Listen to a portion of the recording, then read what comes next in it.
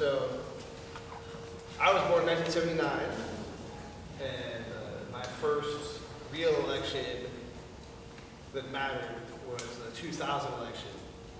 Now, I grew up in mostly California.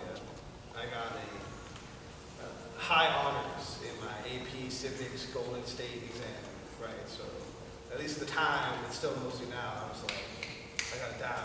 So what happens? The very first time, I'm like, they steal the election. And over they steal election, they basically just go like, and then Al Gore's like, like gives up. So like, my whole adult life basically has been a horrible, nightmarish, PTSD-inducing horror show of George Bush.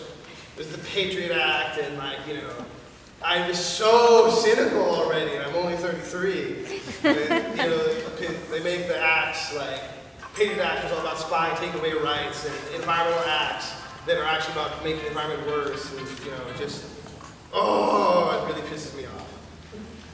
2006, I like called up 300 people, and we like won back. We were like, yay, we got the Congress back. They, you know, and I just really am struggling to try and maintain like hope, at least on a state level. Because the bread and circuses, it's just the same shit since Rome, since before then. Just like, look over here, and we're just gonna take your rights and make it worse for you, take all your money. This year, if Romney wins, hey, they say Oregon's a sleeper state for Romney. Half of Philadelphia won't be able to vote because of their ID laws. You're both puppets. Shush. You know, job security, that's a joke for me. I mean, like, I've had, like, the longest running job I had was a temp job. There's no more job security for my generation, especially people who are really younger than me. You know, temp workers, it's all about temp workers. The middle of the country where everybody has a chicken shack in the backyard trying to survive. There's 20 white people living in like a house, you know, because all those factories are gone. Your Name is Jesus, great book, about the destruction of the entire industrial landscape of America, the hollowing out. You know, it's not a matter of being lazy. When I was searching for, technical writing jobs during the great first fall, 100 resumes a day, months, Zippo, because they want you to be desperate. They want temp workers, and they don't have to hire an HR department, they don't have to give a fuck. You know, it's very frustrating.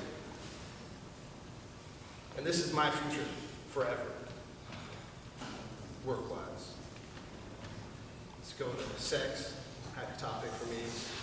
At this point, I've done a fair amount of thinking about it.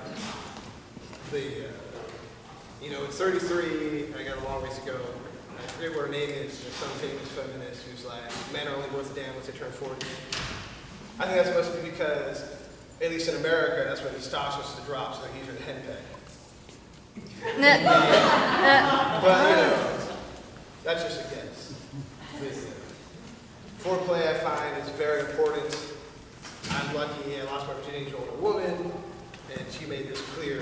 That has helped a lot in every sexual adventure since.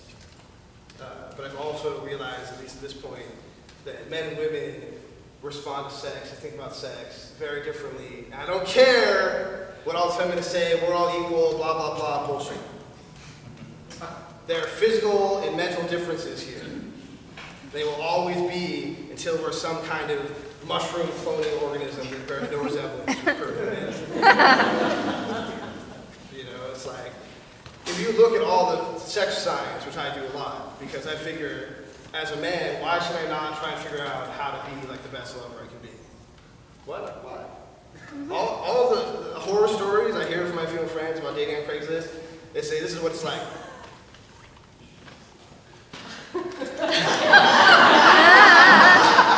Like 80% of the time!